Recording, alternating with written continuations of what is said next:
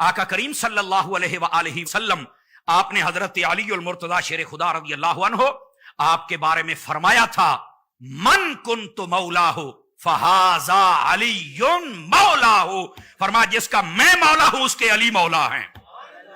यहां लफ्ज़े मौला बमाना महबूब है, इसका माना यह है जिसका मैं महबूब हूं उसका अली भी महबूब है।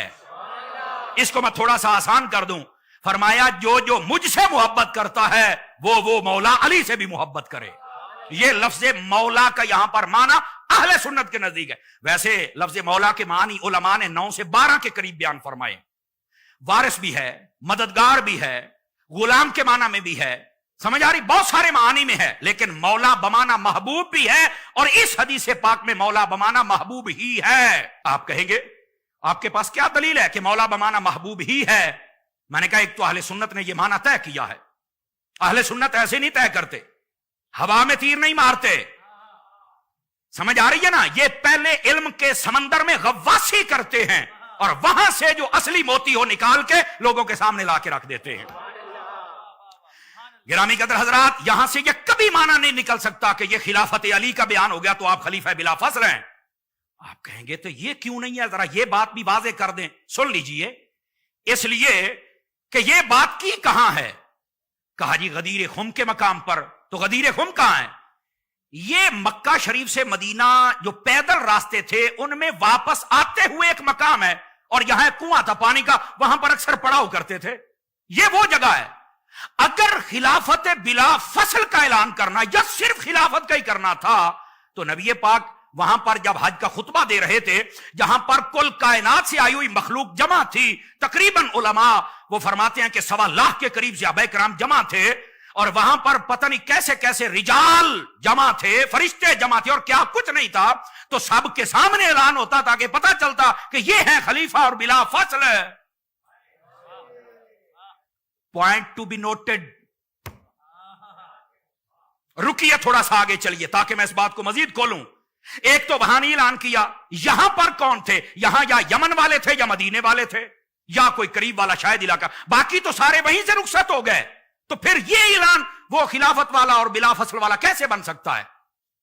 हवा में तीर नहीं मारने चाहिए। और दूसरी बात सुनिए, मौला अली शेर खुदा रज़ी अल्लाहु अन्हु, आपने सारी जिंदगी कोई आपका खुतबा उठा के दिखाएं मोतबर और मुस्तनद, जिसकी को सनद भी हो, ऐसे नहीं ना कि आवाज आ जाए। अब आवाजें भी बहुत किस्म की आती हैं, तो ऐसा ना हो, असल बात हो तो उसमें यह साबित कर दिया जाए मौला अली ने कभी यह दावा किया कि मैं खलीफे बिला फजल हूं, तो कहा नहीं। तो मैंने कहा फिर आपको ज्यादा इल्म है या मौला अली को इल्म है? यह दूसरी बात। और तीसरी बात, इस पर हम ये जितना भी ये माहौल है ना, इसको जरा एक डब्बे में बंद करके जरा ऊपर ज़रब हैदरी लगाए ना, ताकि हर शय बंद हो जाए। क्यों जी? ज़रब हैदरी लगा के हर चीज को दफन कर दे, बंद कर दे, इस ताबूत जहालत का ढक्कन ही बंद कर दें। तो कहा कैसे करेंगे आप? मैंने कहा देखिए, मौला अली शेर खुदा मुश्किल कुशा रज़ी अल्लाहु अन्हु, जब आप पर हमला हुआ रमजान शरीफ के अंदर, और जब आप शहीद होने के बिल्कुल करीब वक्त था, तो आपसे कहा गया कि हुजूर आप अपने बाद खलीफा का ऐलान कर दे। गौर से सुनिएगा। तो आपने फरमाया मैं खलीफा का ऐलान नहीं करूंगा, नॉमिनेट नहीं करूंगा। क्यों? फरमाया आका करीम अलैहिस्सलाम ने भी अपने बाद नॉमिनेट नहीं किया था, नॉमिनेट नहीं किया था, नॉमिनेट नहीं किया था। मौला अली कह रहे हैं नहीं नॉमिनेट किया था। तो फिर क्या किया था? फरमाया मेरे आका ने फरमाया था अल्लाह ताला तुम लोगों को उस पर जमा कर देगा जो तुमसे ज्यादा बेहतर होगा, जो अल्लाह का महबूब होगा। मैं ये एक तशरीही तर्जमा कर रहा हूं, जो अल्लाह को पसंद होगा, अल्लाह और मोमिन जिस पर राजी हो जाएंगे, फरमाया उस पर अल्लाह तुम्हें जमा कर देगा। और फरमाया फिर हुजूर ने जब मुतय्यन न किया था तो हम सारे अबू बकर पे राजी हो गए थे, क्योंकि वो सबसे अफजल थे और वही उस वक्त अहल थे, हमने उनकी खिलाफत कबूल कर ली। इसी तरह हजरत अली ने फरमाया मैं भी खलीफा नहीं बनाऊंगा, चूंकि नबी ने नहीं बनाया था, ये हम सबको अल्लाह ने जमा किया था अबू बकर पर। फरमाया आज मैं भी कहता हूं या अल्लाह मेरे बाद इन लोगों को जो इन सब से अफजल है उस पर जमा कर देना। तो फिर सारे लोग इमाम हसन के हाथ पर जमा हो गए थे। तो उस वक्त बाद में ये हकायक कौन बयान करेगा? दोस्तानी अजीज, ये सिर्फ तासुब की ऐनक उतारनी पड़ेगी। अब जाहिर सी बात है, जब ये हकायक बयान किए जाएंगे, अहले इश्क तो हमें दुआएं देंगे, लेकिन कईयों को काम मिल गया, वो बेचारे बैठेंगे 2-2 महीने लगाएंगे और इसके खिलाफ हर किस्म का प्रोपोगंडा करके मैं ये जवाब देता हूं, मैं ये जवाब देता हूं। बेटा, आपका वो काम है, आप कीजिए, हमारा ये काम है जो हम कर रहे हैं।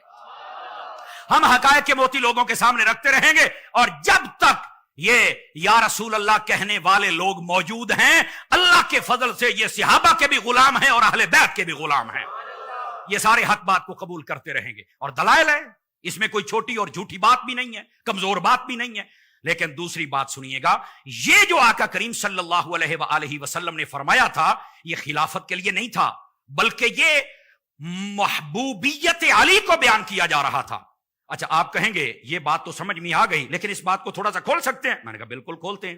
सुनिए मौला अली के गुलामों, सुनिए अहले बैत के दीवानों, सुनिए और सहाबा के परवानों, सुनिए असल हकायक क्या है।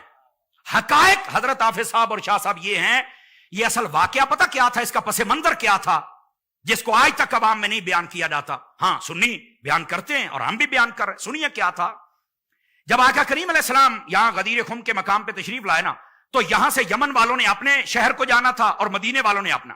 आका करीम अलैहिस्सलाम जो भी जाता था उसकी बात सुनते थे, कोई मामला होता वो सुनते थे और उनकी तरबियत फरमाते थे, उनको जो सबक शरीयत का देते थे और आप उसको रुखसत फरमा देते थे। जब यमन वाले जाने लगे, चूंकि उस वक्त यमन के अंदर हजरत अली अल मुर्तजा शेर खुदा रज़ी अल्लाहु अन्हु आपको भेजा गया था, आप वहां पे सारे पैगामात दीनिया आका करीम अलैहिस्सलाम की इजाजत से उन लोगों को सिखाते थे, पहुंचाते थे और समझाते थे। बाद लोगों ने हजरत अली की आके ना बेजा शिकायतें शुरू कर दी।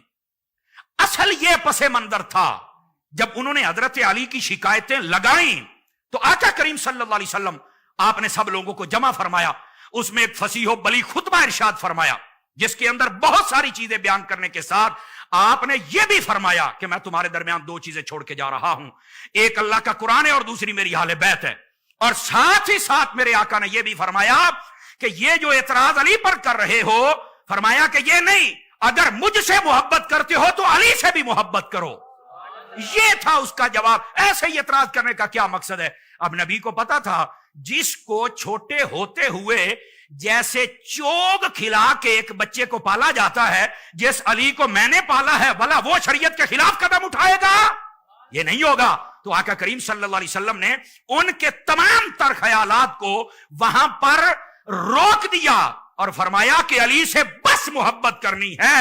और इसमें इशारा इधर भी है जो आका करीम ने फरमाया था, अल्लाहुम्मा अद्रिल हक है सुदार, फरमाया या अल्लाह हक को उधर मोड़ दे जिधर मेरा अली जाता है। हाँ, जिधर अली है उधर हक है। तो फरमाया जब हक है ही अली के साथ तो तुम इतराज क्यों करते हो? मुझसे मोहब्बत और अली पर इतराज, मुझसे मोहब्बत करो तो फिर अली से भी मोहब्बत करो। ये मसला था जो आका करीम बता रहे थे, और इसको देख लो रंग क्या दे दिया गया। अब बात समझ आई आप सभी हजरात को?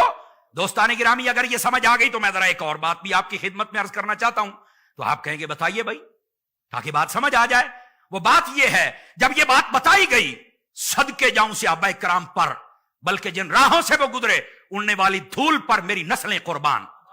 अहले बैत जहां से गुजरे, वहां से जो हवाएं गुजरी उन पर मेरी नस्लें कुर्बान, मेरे मां बाप कुर्बान, वो अजीम हस्तियां। हजरत अली अल मुर्तजा शेर खुदा रज़ी अल्लाहु अन्हु जब आपको ये बताया गया तो हजरत सैयदना फारूक आजम रज़ी अल्लाहु अन्हु आप आए, और बाज अहले तहकीक ने लिखा है फकीर ने अपनी आंखों से पढ़ा है। फरमाया साथ में अबू बकर सिद्दीक रज़ी अल्लाहु अन्हु आप भी थे। आके फरमाने लगे, अली बड़े खुश नसीब हो आप कि आप मुस्तफा के भी महबूब हो, हर ईमान वाले के भी महबूब हो। समझ आ रही है? ये आके सहाबा इकराम ने बाकायदा ये हजरत अली अल मुर्तजा को बताया और फरमाया आप तो हर ईमान वाले के महबूब हो गए।